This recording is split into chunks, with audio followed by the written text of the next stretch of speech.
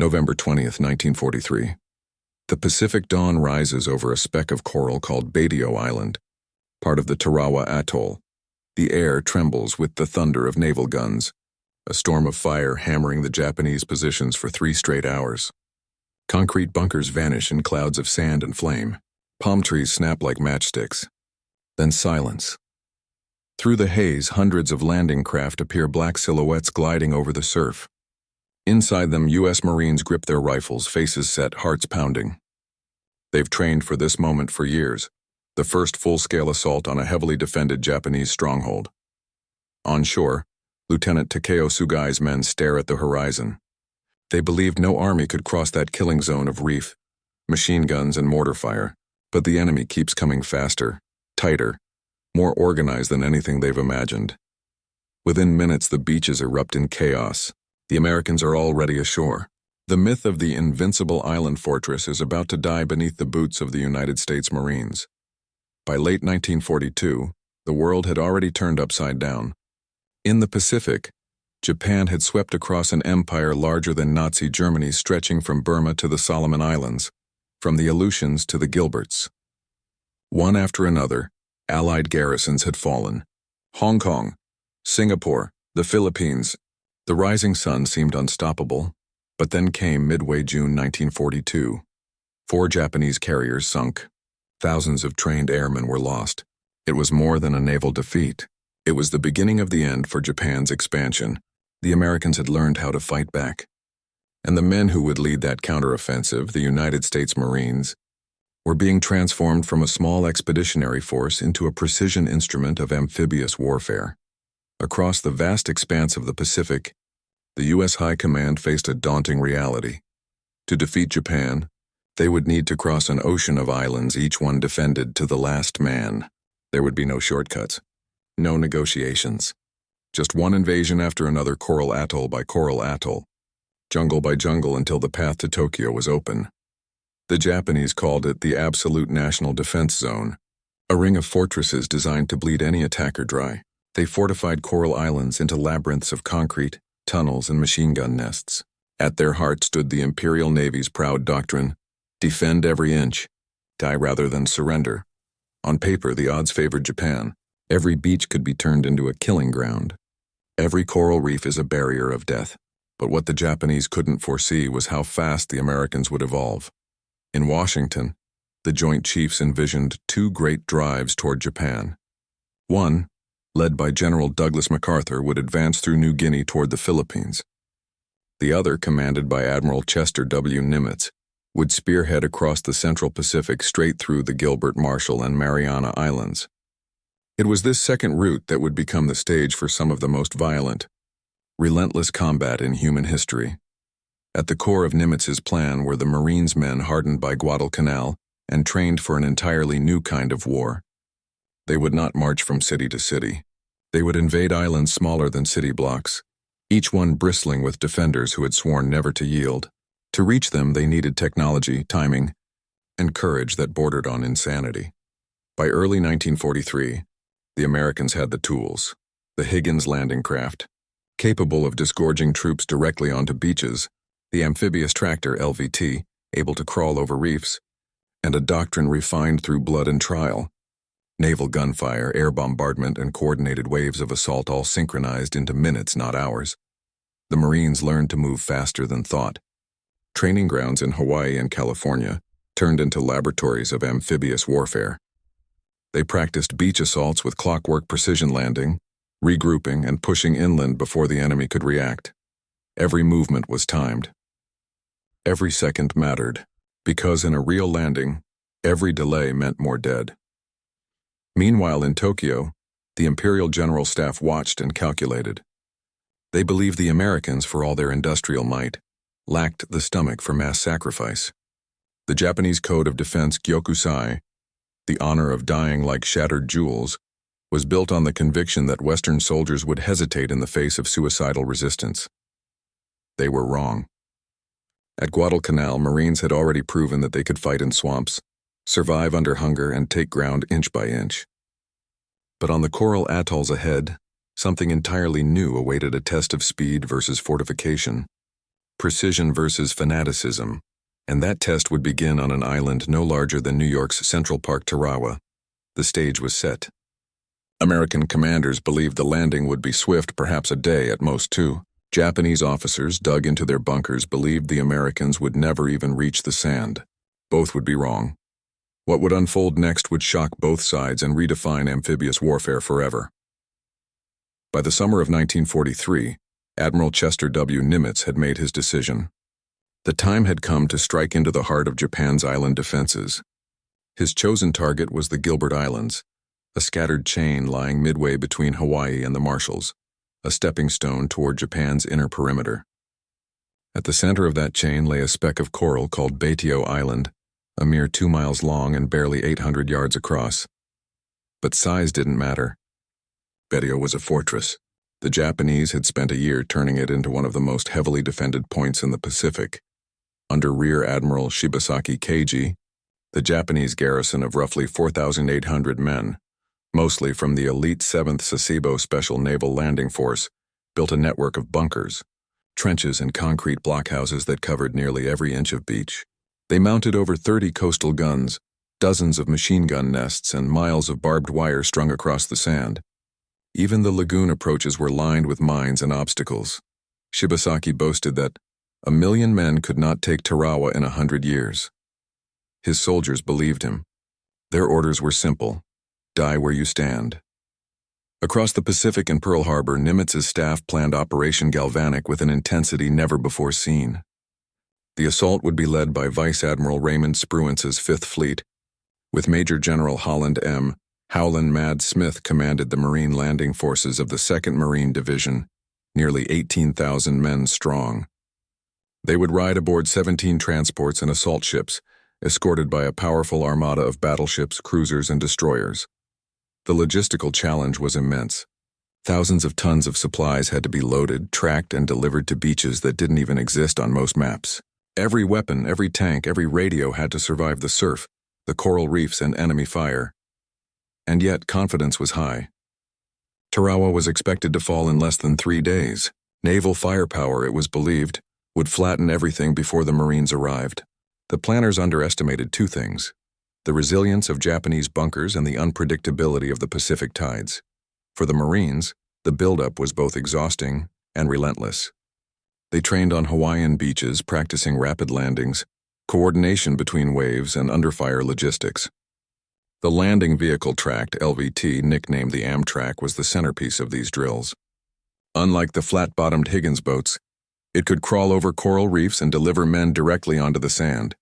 The 2nd Marine Division would be the first to use these vehicles in mass numbers. But they only had enough for the first wave. Later waves would still have to cross the reefs on foot, or in boats that might ground hundreds of yards short of shore. Every Marine knew what that meant.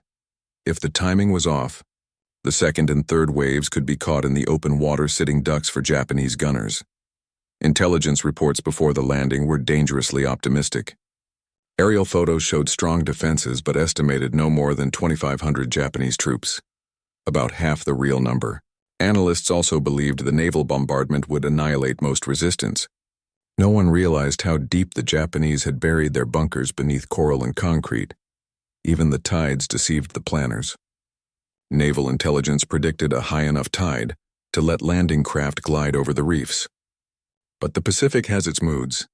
On November 20th, the tide would stay lower than expected, stranding many Higgins boats far from the beach. In the days before the assault, the fleet gathered at Pearl Harbor, then pushed west across the endless ocean.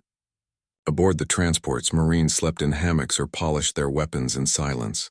For many, this would be their first combat. They wrote letters home, some sealed and left unmailed just in case. The chaplains moved quietly from bunk to bunk, offering prayers. No one said it aloud, but everyone knew. This landing would be different. On the night of November 19, 1943, the ships of Task Force 53 arrived off Tarawa. The sea was calm. The stars stretched from horizon to horizon.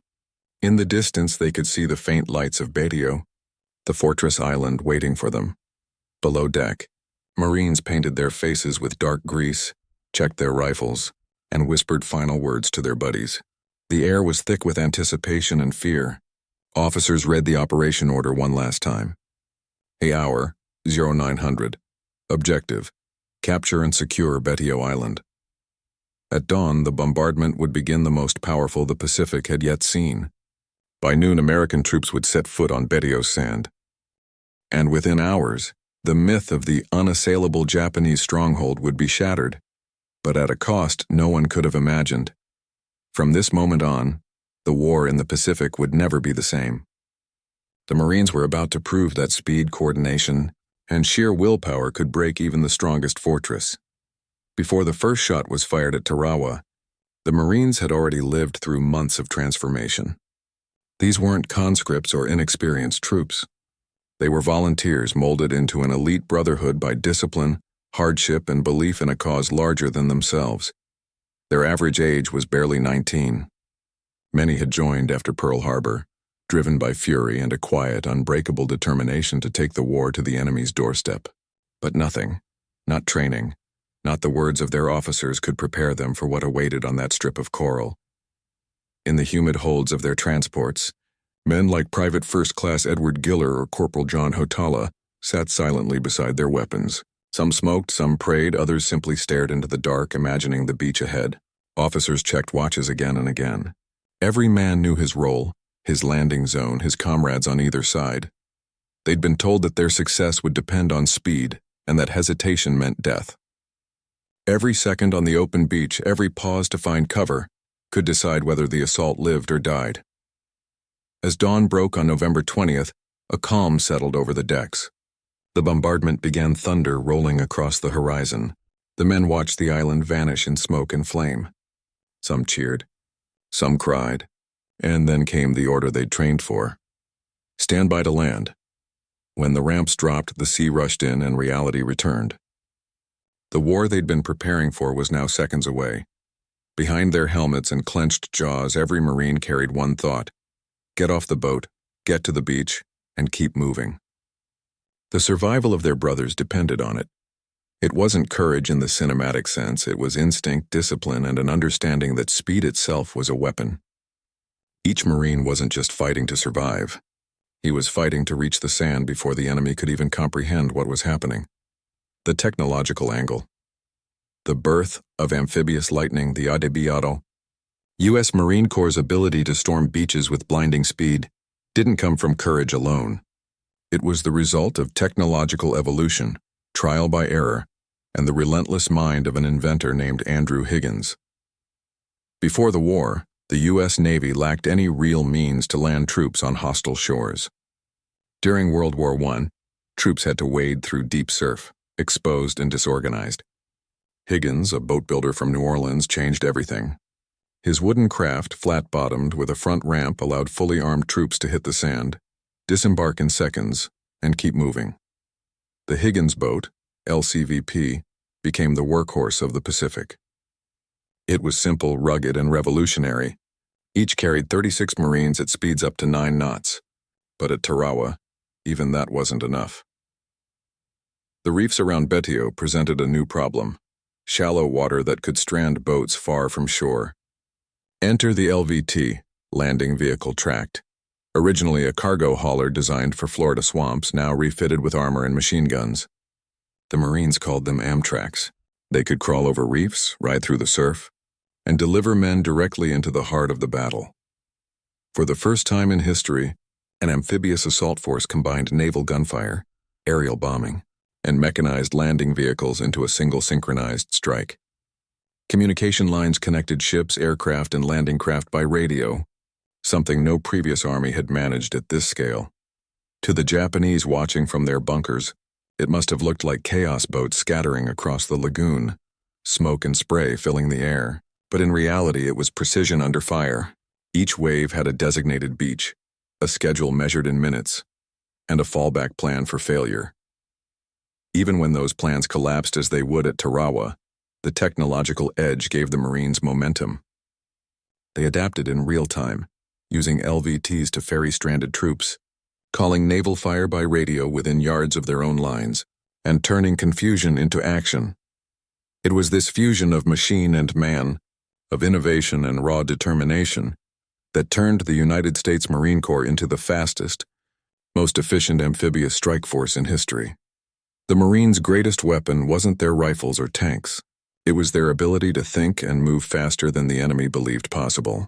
And on the beaches of Tarawa, that speed would mean the difference between annihilation and victory. Shock of speed, the tactical angle order in the chaos.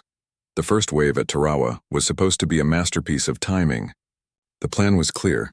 Naval bombardment for 3 hours, then a coordinated landing in waves, each wave separated by minutes, each with defined objectives.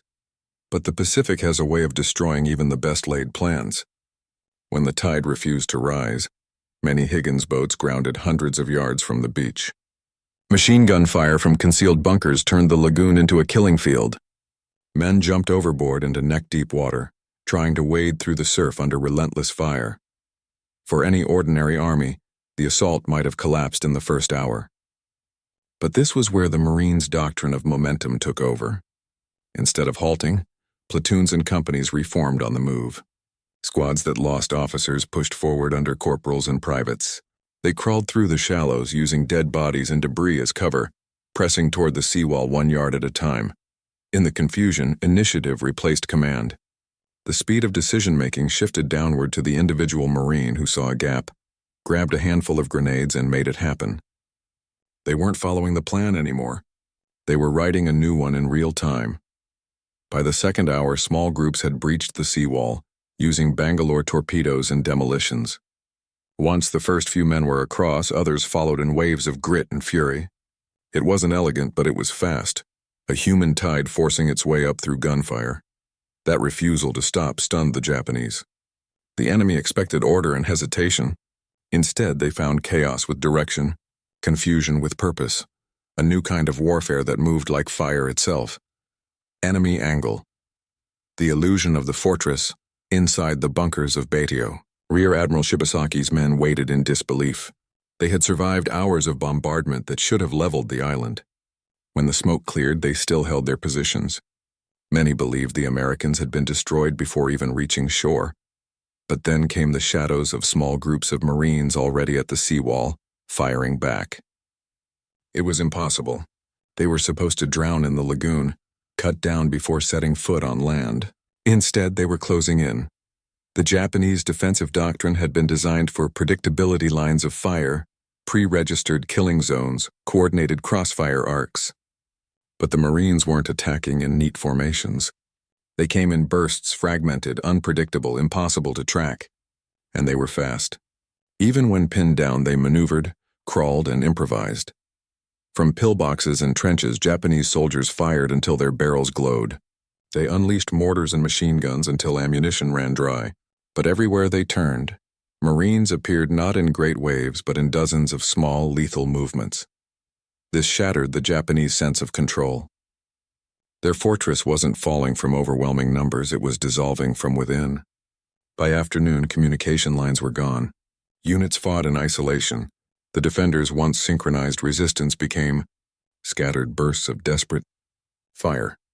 What had been designed as an impregnable island was now being overrun faster than their commanders could react. The psychological angle. When fear changes, sides war is as much a battle of nerves as of weapons. At Tarawa, the Japanese defenders entered the fight believing they were facing a slow, hesitant enemy. They had seen propaganda Americans portrayed as soft, dependent on machines, afraid of death. That illusion died within hours. When the first Marines reached the seawall under point-blank fire, something shifted in the defenders' minds. They watched men wade through water thick with blood, still advancing. They saw Marines pull comrades from the surf, reload, and charge forward again. The impossible was happening before their eyes. Japanese troops, trained from childhood to worship death, had never seen such tenacity under hopeless conditions from their enemy. Their officers urged them to fight harder, to die as heroes. But the fear was already there, the realization that the Americans were not breaking, not hesitating, not human in the way they had expected. For the Marines, fear took a different shape. It was constant, close, and accepted like the heat or the noise. They moved through it rather than around it. Each man's courage was not loud but mechanical. The next breath, the next step, the next burst of fire. Psychologically, the Marines had achieved what few armies ever could. They turned fear into forward motion. That made them unstoppable. And for the Japanese, it was the beginning of the end, not because they lacked bravery, but because they were now facing an enemy who fought with both fury and speed, who adapted faster than death could reach him.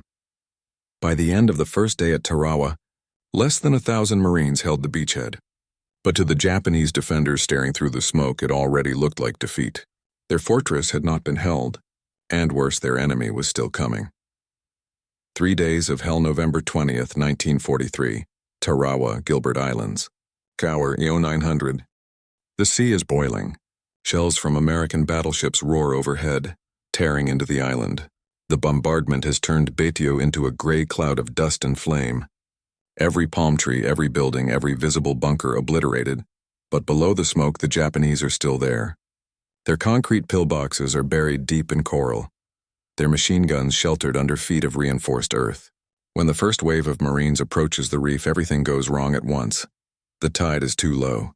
The Higgins boats grind to a halt hundreds of yards from shore. Japanese gunners, silent through the bombardment, now open up with lethal precision. Machine gun fire rakes the lagoon, cutting down men in the water. Mortars explode among the landing craft. The radio channels are filled with confusion. On board the Amtraks, the Marines push forward their vehicles, clawing over coral heads, crawling through the surf. Bullets ricochet off their hulls. Some burst into flames before they even reach land. Men jump into the water, clutching rifles, packs, flamethrowers, demolition kits, everything heavy. Everything slowing them down. Those who fall behind vanish beneath the waves. By 10:01 a.m., the lagoon is filled with wreckage. Dozens of burning LVTs float amid bodies and drifting debris. But through it all, the first small groups of Marines, soaked, bleeding, exhausted, reach the seawall. They flatten themselves against it, trapped but alive. From there, they can see the truth. The bombardment had done almost nothing. Every bunker, every trench, every gun position still active, still firing. The defenders had simply waited it out underground. At 10:30, Lieutenant Colonel David Shoup, commander of the first wave, realizes the entire plan is disintegrating. He crawls through the sand, shouting orders over the roar of fire, setting up makeshift command posts behind the seawall. Communications are nearly destroyed, units mixed and scattered. But Shoup refuses to halt the assault. He radios to the fleet. Casualties are a heavy situation, an uncertain issue in doubt, then adds the words that would echo through Marine history. Casualties are many, percentage dead unknown. Combat efficiency, we are winning. That was Tarawa in a sentence: chaos, carnage, and a refusal to stop. By noon, reinforcements try to come in, but the reef still trapped their boats. Marines wade through 600 yards of open water, chest deep, every step under fire. Officers lead from the front, often the first to die. The wounded drift past, calling for help. Others keep moving, knowing to stop means to drown. Onshore, Major Michael Ryan's men begin to fight their way inland. They blow holes through the seawall with TNT and crawl through them one at a time. Behind the bunkers, Japanese machine gunners fire until grenades roll through their firing slits. Flamethrowers hiss, the air filling with heat and smoke. For every yard gained, a dozen men fall.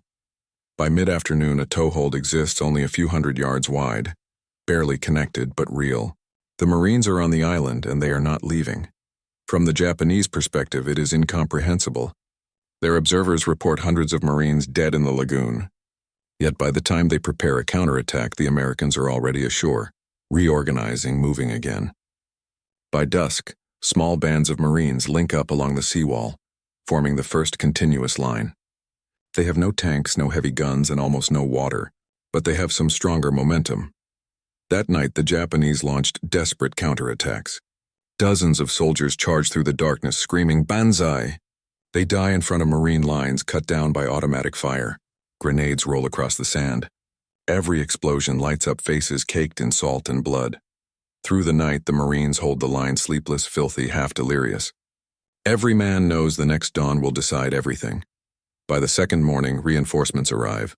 Sherman tanks, Hellsbells, China Gal, Colorado crawl through the shallows. They crush bunkers, burn trenches and open lanes for infantry to advance. Marine engineers work under fire, clearing mines, cutting wire, and marking paths with white tape. When the final push begins, it's no longer about orders or strategy. It's raw, brutal determination, Men moving faster, fighting harder, refusing to yield an inch. The fortress is breaking bunker by bunker. Tarawa is no longer an island, it's a graveyard. But in that inferno, the Marines prove something the world will never forget. They can storm the gates of hell and do it faster than anyone thought possible. From Tarawa to Iwo Jima. The evolution of the lightning assaulter. Smoke over Tarawa had barely cleared when American commanders began dissecting what had happened. Every mistake, every loss, every failure recorded, analyzed, corrected. The U.S. Marine Corps had paid an unimaginable price. Over 3,000 casualties in 76 hours. But in that short, brutal fight, they had rewritten the rules of amphibious warfare. Tarawa became the laboratory of victory.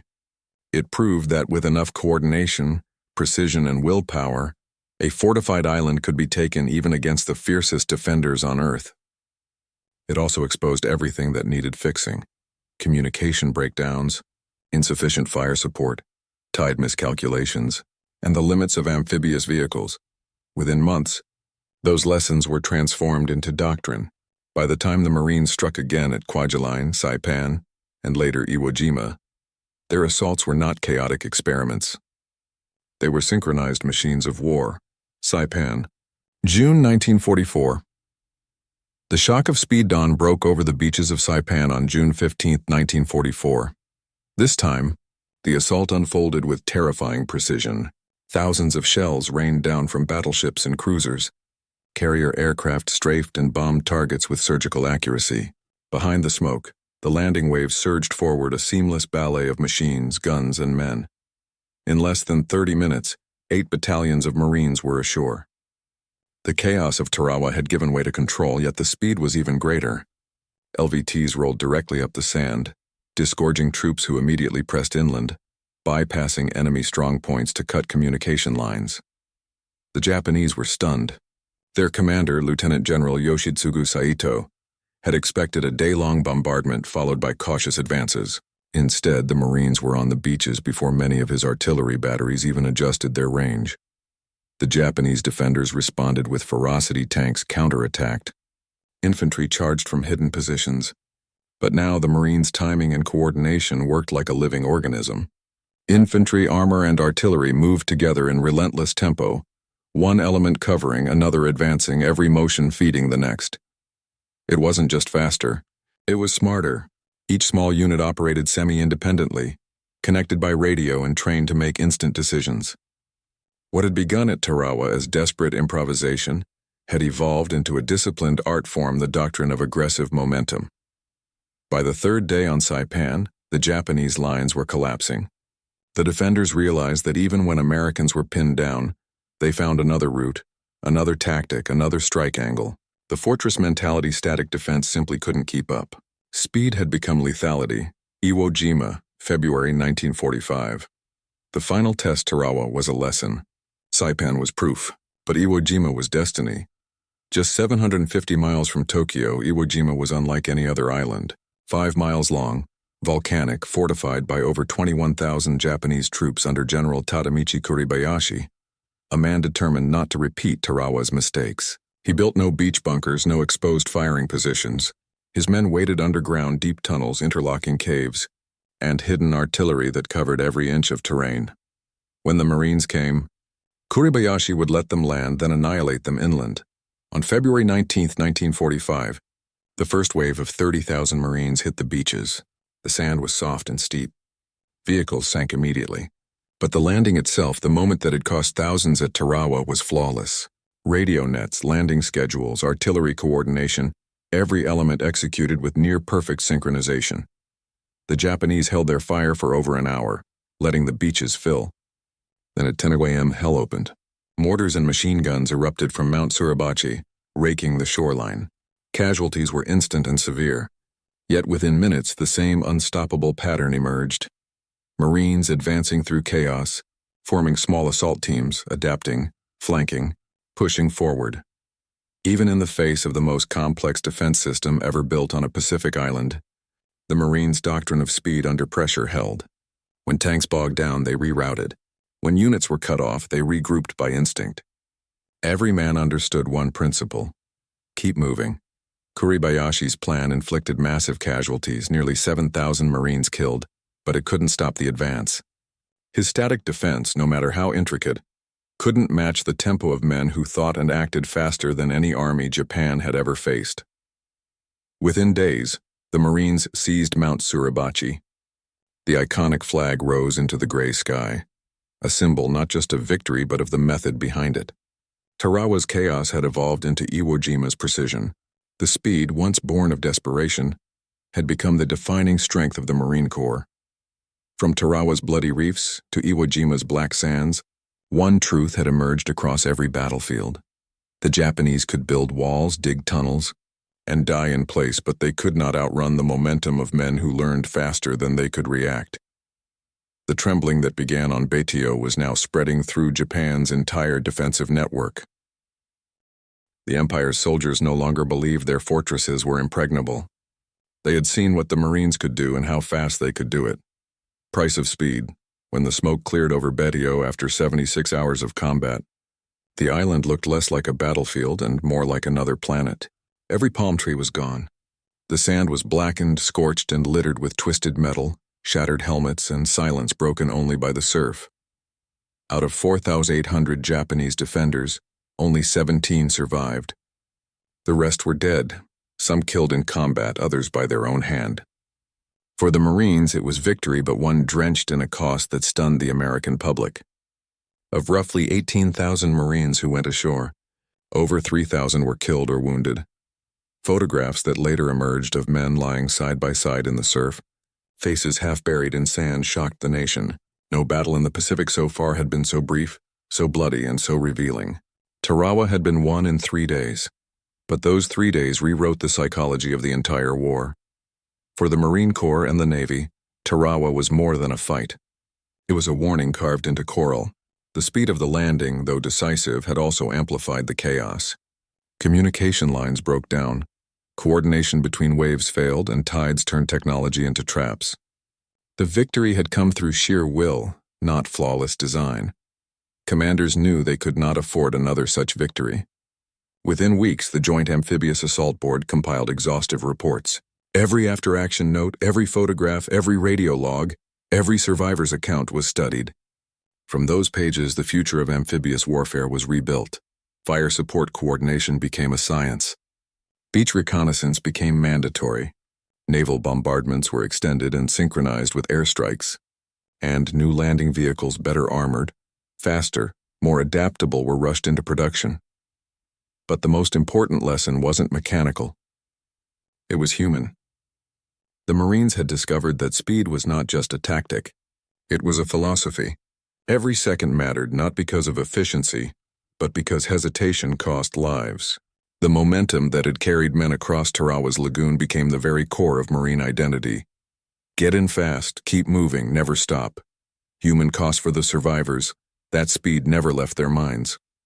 Letters sent home spoke of brothers lost in seconds, of comrades who vanished in the surf, of a silence after battle that felt louder than the shell fire. One Marine wrote simply, "We hit the beach running, and when it was over, none of us could remember how we got there."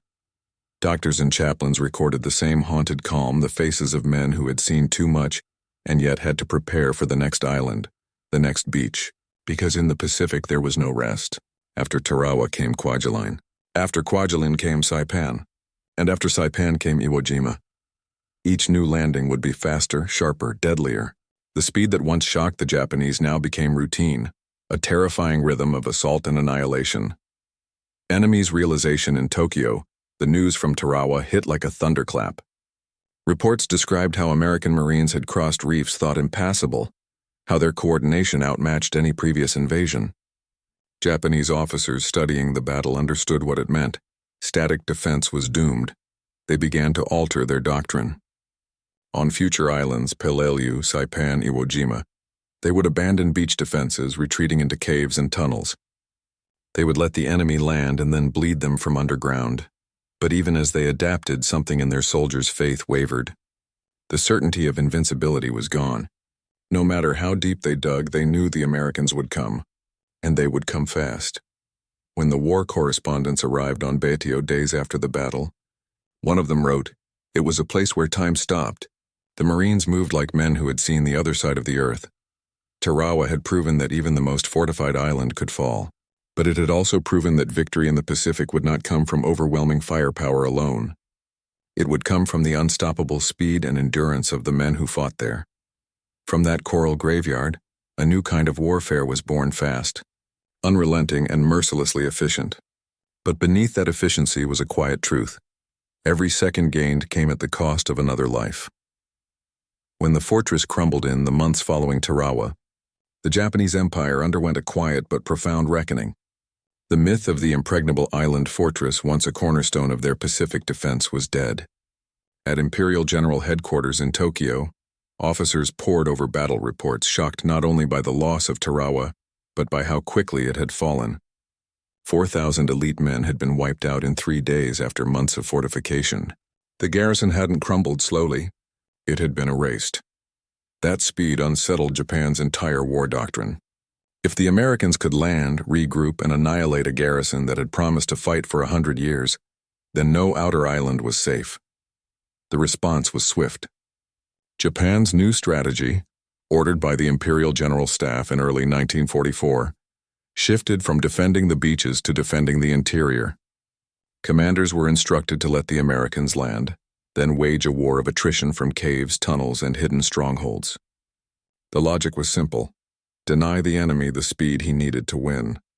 And for a time, it worked at a terrible price for both sides. From speed to stalemate, at Peleliu and later Okinawa, the Americans no longer faced the frantic beach fights of Tarawa. Instead, they fought into the earth bunker by bunker, yard by yard. The landings were still lightning fast, but the advances afterward turned into weeks of grinding attrition. Japan had learned from Tarawa, but so had the Marines. Their command structure now pulsed with efficiency. Every unit carried portable radios. Engineers worked hand in hand with infantry. Medical evacuation systems could clear a wounded man from the front line to a hospital ship in minutes. The contrast was stark. Japan's defenses had become static again, buried, isolated, and starved of resupply. America's forces were fluid, synchronized, and tireless. Every battle they fought accelerated the next. The tempo of the war itself was changing. From late 1944 onward, the U.S. wasn't just winning, it was advancing faster than history could record. Amphibious invasions that once took months to plan now launched weeks apart. Each new island seized became an airfield. Each airfield a launch pad for bombers inching closer to Japan's home islands. Psychological shift. But even in victory, the Marines understood what their speed had cost them. For every island gained, thousands of lives were gone, many before even reaching the shore. The veterans of Tarawa, Saipan, and Iwo Jima carried invisible scars. The sound of surf mixed with gunfire. The smell of cordite and coral. The faces of brothers they couldn't save. Many of them spoke little of it after the war. They didn't have to. The photographs, the black sand, the wrecked LVTs, the endless graves told the story for them. For Japan, the shift was equally profound. The soldiers who survived began to question the doctrine that demanded death over surrender. Officers could still preach the old code Gyokusai, the honorable death. But Tarawa had shown them something unsettling. The Americans did not stop. They kept coming, faster, stronger, more determined after every loss. That knowledge crept like a shadow through Japan's ranks. By the time the Marines raised their flag over Iwo Jima in February 1945, the fear that had begun on Tarawa's beaches had reached the heart of the empire. Japan's soldiers no longer trembled at bombardments. They trembled at the inevitability of what followed, the unstoppable rhythm of Marine boots on sand. New reality. The U.S. military emerged from these campaigns transformed. The amphibious operations once deemed nearly impossible had become standard procedure. What began as desperate improvisation in 1942 was, by 1945, an exact science blending naval, air and ground power into a single seamless force. The concept of rapid dominance shock, speed, and overwhelming coordination was born here, on the coral reefs and volcanic slopes of the Pacific. Future wars would borrow from it, study it, and fear it. But no machine of war, however efficient, could erase the truth etched into those islands. Every advance was paid for by men who charged faster than human instinct allowed because they had to. In the end, Speed itself became the most feared weapon in the Pacific. It wasn't the bombs or the tanks or the ships. It was the realization that the Americans had learned how to turn movement into dominance. From the reefs of Tarawa to the black sands of Iwo Jima, Japan's empire trembled not from weakness but from recognition. They were fighting an enemy who never stopped, not even when he should have. The tides of the Pacific had turned irreversibly. Now only one question remained. What had it all meant? When the Pacific War finally ended in August 1945, the world stood in awe of the journey that had brought it there. From the coral reefs of Tarawa to the volcanic slopes of Iwo Jima, a new kind of warfare had been born, one defined not by the size of armies, but by the speed of will. The Japanese had built their empire on the belief that courage alone could withstand modern power. The Americans had learned that courage, when paired with adaptability and precision, could become unstoppable. It wasn't brute strength that carried the Marines across those beaches, it was movement. Not just physical speed, but the speed of thought, of evolution, of learning faster than the enemy could recover. Every island taught a lesson, and every lesson was written in blood.